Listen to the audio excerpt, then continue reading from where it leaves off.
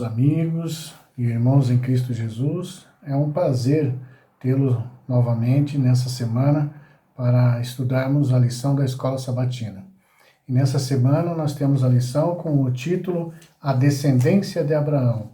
E o verso para memorizar nós encontramos lá no livro de 1 Pedro, no capítulo 2 e no versículo 9, no qual diz bem assim: Vocês, porém, são geração eleita, sacerdócio real, nação santa, povo de propriedade exclusiva de Deus, a fim de proclamar as virtudes daquele que o chamou das trevas para a maravilhosa luz.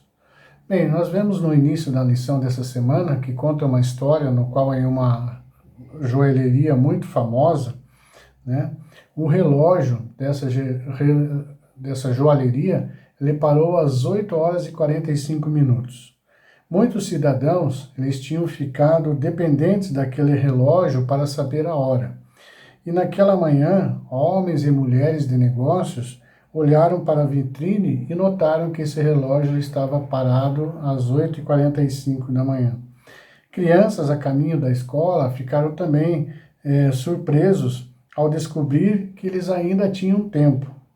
E muitas pessoas se atrasaram naquela manhã porque o pequeno relógio da vitrine dessa joalheria havia parado. E como nós vemos no livro de Ezequiel, no capítulo 5 e no versículo 5, que diz assim, na minha Bíblia: Assim diz o Senhor Deus, esta é Jerusalém, pula no meio das nações e terras que estão ao redor dela. Nós vemos aqui nessa história, aplicando para o povo de Israel, que Deus colocara Israel no meio das nações. Na ligação geográfica, bem estrategicamente, entre 3 continentes. E esses 3 continentes eram a África, a Europa e a Ásia. E Israel deveria ter sido o relógio espiritual do mundo.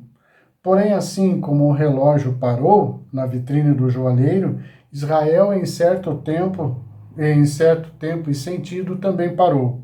No entanto, não foi um fracasso total,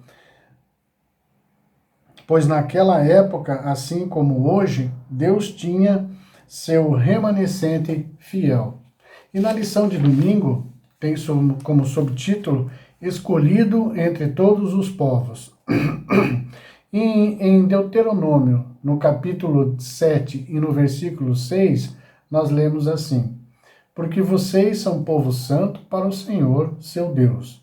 O Senhor, seu Deus, os escolheu para que de todos os povos que há sobre a terra, vocês fossem o seu próprio. Amém? Sem dúvida, o Senhor escolheu especificamente o povo hebreu para ser seu representante especial na terra.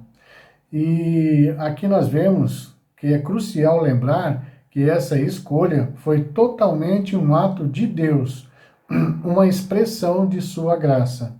Não havia nada no povo em si que o fizesse merecer essa graça. Não poderia haver, pois a graça ela é imerecida. Então, por que Israel foi escolhido por Yahvé? Isso era inexplicável, assim como é até hoje.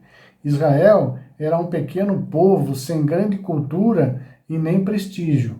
Não possuía nenhuma qualidade pessoal especial que justificasse essa escolha.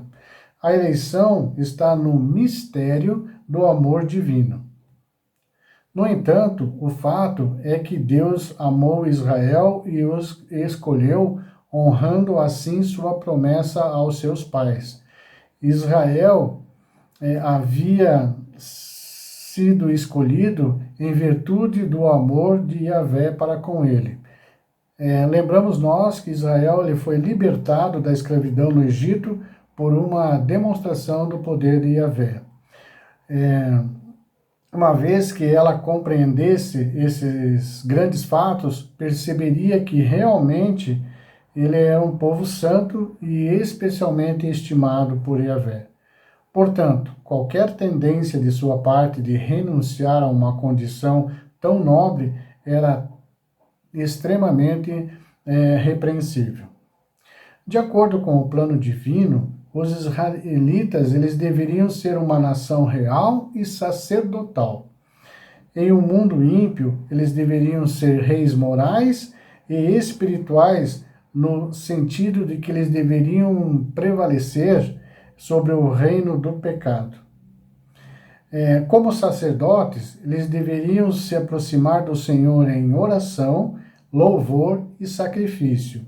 E como intermediários entre Deus e os pagãos, eles deveriam servir como instrutores, pregadores e profetas, e ser exemplos de um viver santo, expositores do céu acerca da verdadeira religião. E é esse, irmãos, o convite que Deus faz a cada um de nós. Vamos orar?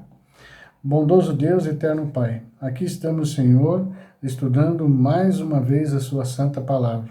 Por favor, Senhor, que o Espírito Santo nos ajude a sermos esse remanescente que o Senhor deseja que cada um de nós sejamos para o mais breve possível apreciar a sua volta nesse mundo e também ser luz para aqueles que não conhecem e estão vivendo em trevas a sua verdade. Oxalá, Senhor, nós possamos ter esse pensamento e essa é a minha oração para que cada um de nós sejamos fiéis até o Senhor voltar. Amém, Senhor.